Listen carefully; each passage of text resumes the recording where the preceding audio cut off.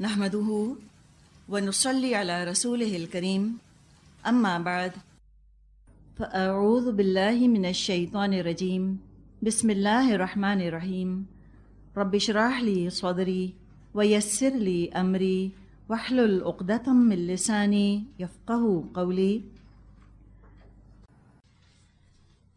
اعوذ باللہ من الشیطان الرجیم بسم اللہ الرحمن الرحیم سورۃ الجمعۃ مدنی صورت ہے، 2 رکوع ہیں اور 11 آیات ہیں۔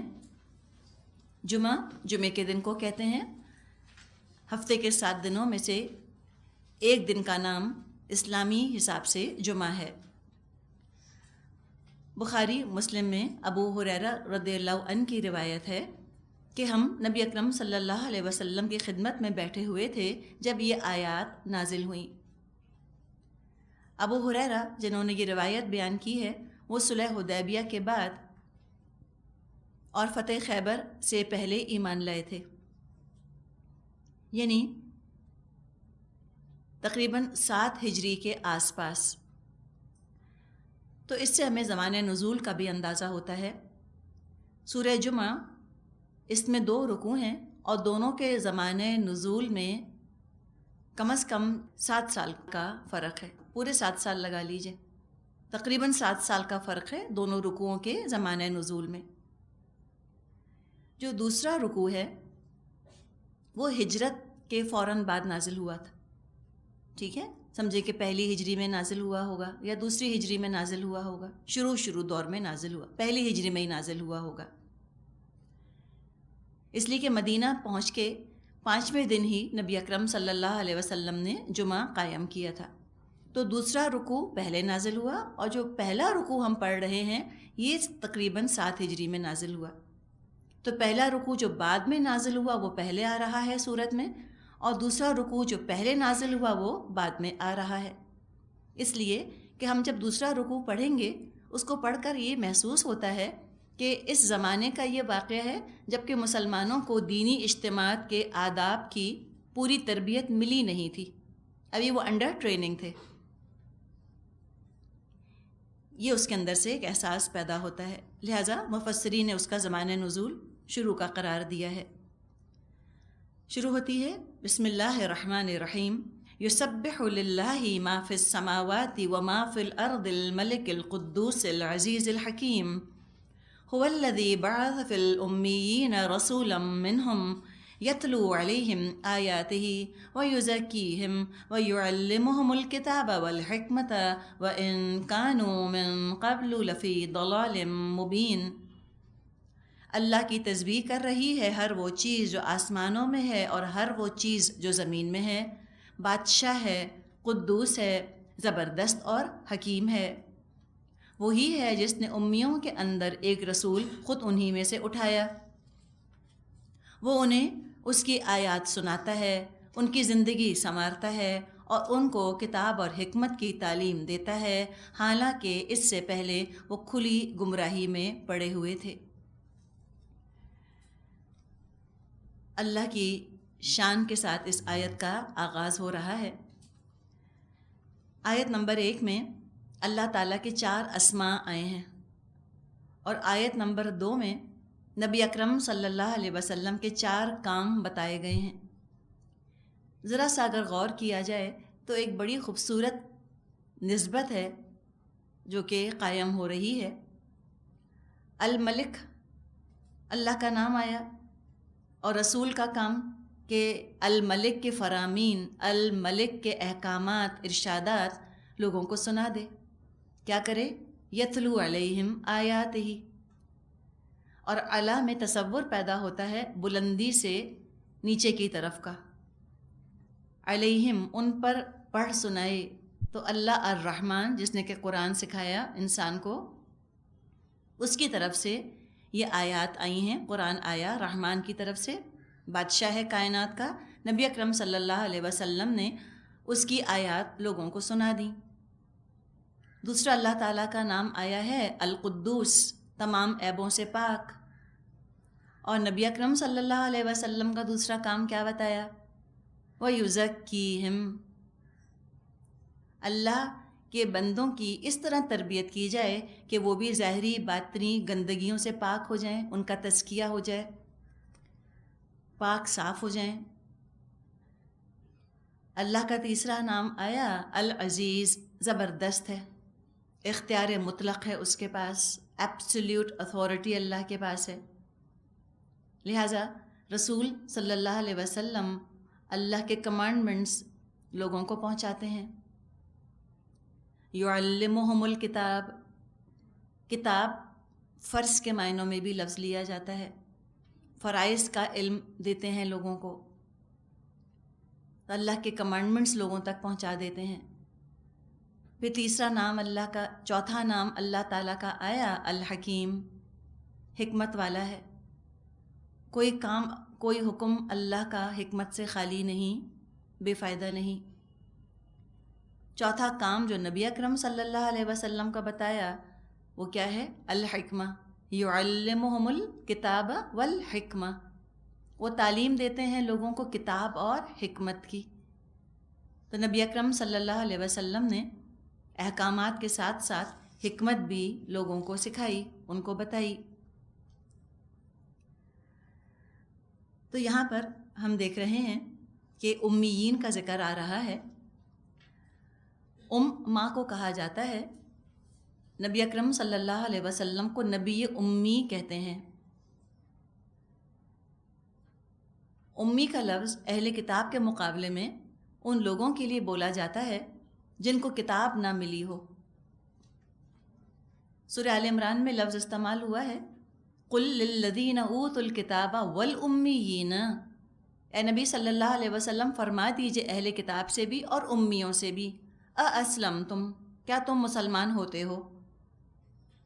تو امیین اہل کتاب کے مقابلے میں لفظ آتا ہے۔ امیین دراصل ایسے انسان کو، ایسی قوم کو امیین کہا گیا کہ جنہوں نے دنیاوی طور پہ کوئی تعلیم حاصل نہ کی ہو، جو دنیا میں تعلیم کے مروجہ جو فارمل ذرائع رائج ہیں، مدرسہ وغیرہ، ان میں تعلیم حاصل نہ کی ہو۔ تو نبی اکرم صلی اللہ علیہ وسلم کو جو نبی امی کہا جاتا ہے، دا ان لیٹرڈ پروفٹ۔ دیکھیں الٹریٹ میں ان لیٹرڈ میں بڑا فرق ہے، الٹریسی کی بات نہیں، امی کا مطلب الٹریٹ نہیں ہے۔ الٹریٹ سے تصور کیا آتا ہے؟ جاہل، ٹھیک ہے نا؟ تو جاہل کی بات نہیں کی جا رہی، ان پڑھ۔ ان پڑھ کیا؟ ان لیٹرڈ، جس نے کہ باقاعدہ فارمل ایجوکیشن حاصل نہ کی ہو، جیسے کہ نبی اکرم صلی اللہ علیہ وسلم تھے۔ آپ نے دنیاوی استادوں کے ذریعے کچھ نہیں سیکھا، جو ماں کے پیٹ سے سیکھ کر پیدا ہوئے تھے وہی آپ کو معلوم تھا۔ اس میں نبی اکرم صلی اللہ علیہ وسلم کی توہین کا قطعاً کوئی پہلو نہیں، بلکہ کمال ہے کہ وہ دنیا کے معلم بن گئے۔ اور اگر عربوں کو امیین کہا جاتا ہے، اس میں بھی قطعاً کوئی ان کی بے عزتی کا پہلو نہیں ہے۔ کلین سلیٹ تھے وہ بالکل۔ اللہ نے خاص طور پہ امیوں کو چنا۔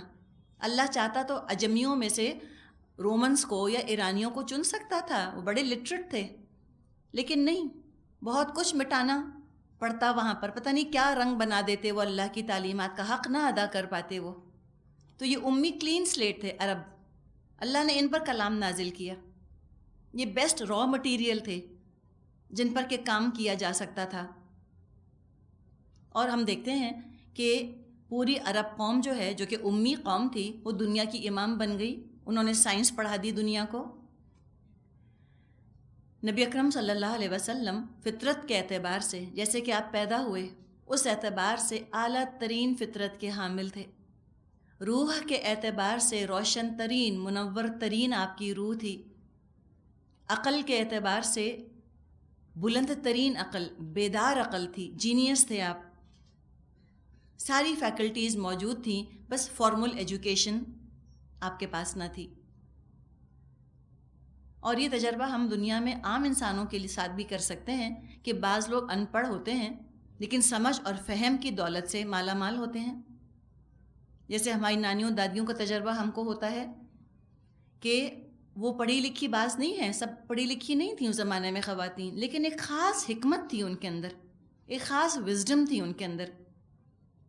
تو یہ چیز انگرینڈ ہوتی ہے لوگوں کے اندر۔ بعض سلیم الفطرت، سلیم العقل، اور جن کی نورانی روح ہوتی ہے، ان کے اندر یہ حکمت موجود ہوتی ہے۔ اور بعض ایسے ہوتے ہیں کہ پڑھے لکھے ہوتے ہیں لیکن انتہائی جاہل ہوتے ہیں۔ اور مارک ٹوین نے میرا خیال ہے کہا تھا کہ I never let my schooling interfere with my education. تو اسکولنگ کچھ اور چیز ہے اور ایجوکیشن کچھ اور چیز ہے۔ تو امی کسی بے عزتی کے طور پہ لفظ استعمال نہیں کیا گیا، پہلی بات یہ۔ لیکن یہودیوں نے کیا کیا؟ یہودیوں نے امی کے ساتھ بے عزتی کا تصور شامل کر دیا تھا۔ یہودیوں نے، اسے وہ تو تھے ہی بہت متکبر، تھے ہی بہت پراؤڈ، وہ امی لفظ استعمال کرتے تھے غیر یہودی کے لیے، اور ان کو نفرت اور حقارت اور ذلت کی نظروں سے دیکھتے تھے، جیسے آج کل سویلائزڈ کے مقابلے میں بیربیرین استعمال کیا جاتا ہے نا، یہ اسی طرح کا ان کا طریقہ تھا۔ ان کا کہنا یہ تھا کہ انسان صرف یہودی ہیں اور یہ امی تو انسان نما حیوان ہے، اصل میں جانور ہیں، بس شکل ان کی انسانوں جیسی ہے۔ تو یہ ان کا ایک تصور تھا۔ اب یہاں جو یہ بات امیوں کی جا رہی ہے، اس سے خاص مراد عرب ہیں، عرب کے رہنے والے۔ اب امت جو مسلمہ ہے، جو امت مسلمہ ہمارے سامنے ہے شروع سے آخر تک، اس کا ایک حصہ امیین پر مشتمل ہے، دوسرا حصہ آخرین پر۔ یہ دونوں الفاظ یہاں آ رہے ہیں سورہ جمعہ کے اندر۔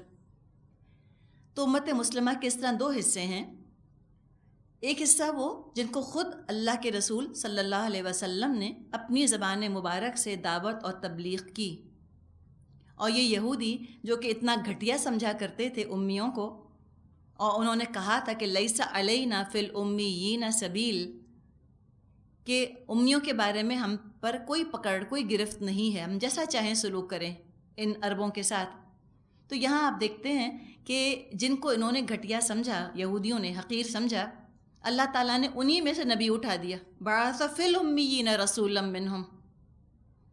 یہودیوں کی تکبر پہ، یہودیوں کے غرور پر ایک زوردار ضرب لگائی گئی کہ تم جن کو اتنا گھٹیا سمجھتے ہو، اب تمہاری قسمتیں اسی قوم کے ایک فرد کے ساتھ وابستہ ہو گئی ہیں، اس کو تم لیڈر بناؤ گے تو نجات پاؤ گے، اور تم اس کو لیڈر نہ بناؤ گے نجات نہیں پا سکو گے۔ اب سوچیں نا کہ یہودیوں کا کتنا زبردست امتحان تھا۔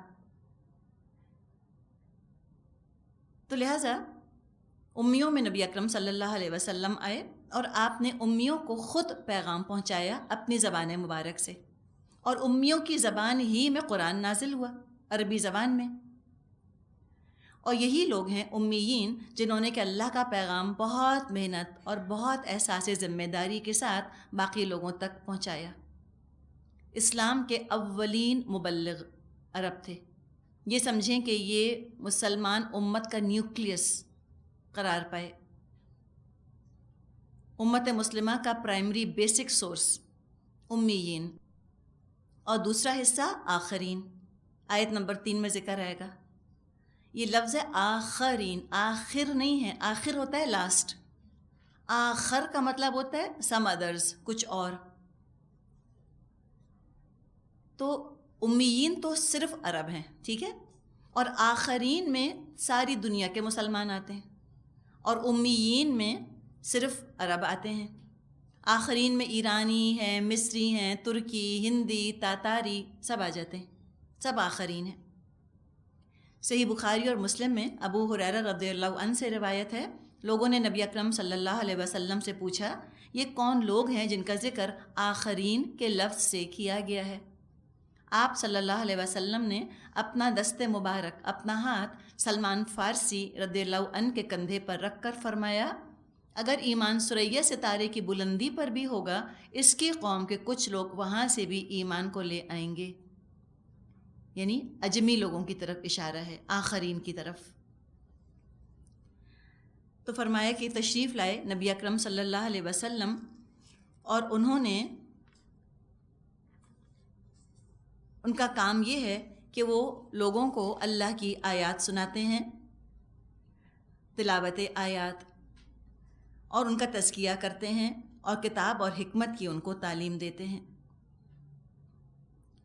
یہاں پر ہم دیکھتے ہیں کہ جو سورہ صف میں نبی اکرم صلی اللہ علیہ وسلم کا مقصد بعثت بتایا گیا تھا. کیوں بھیجا اللہ نے نبی اکرم صلی اللہ علیہ وسلم کو؟ لِیُظْہِرَہُ عَلَى الدِّینِ کُلِّہ، تاکہ وہ اسلام کو تمام دوسرے ادیان پر غالب کر دیں، تمام دوسرے ویز آف لائف پر ڈومیننٹ کر دیں اسلام کو.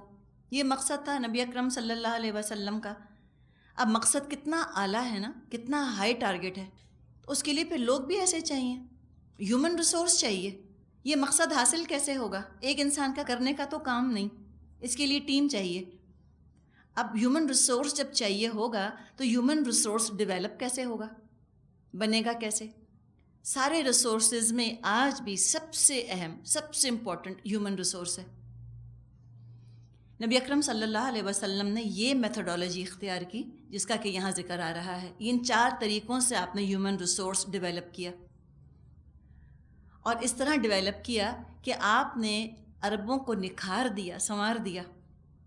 ریت کے ذروں کی طرح بے وقت پڑے ہوئے تھے وہ عرب کے ریگستان میں. رسالت کے سورج نے ان کو ہدایت کا چراغ بنا دیا، جگمگا دیا، ایک ایک چمک اٹھا. قومیں تو پوری نسل میں ایک ایک ہیرو بھی پیدا کر لیں تو بڑی بات سمجھی جاتی ہے.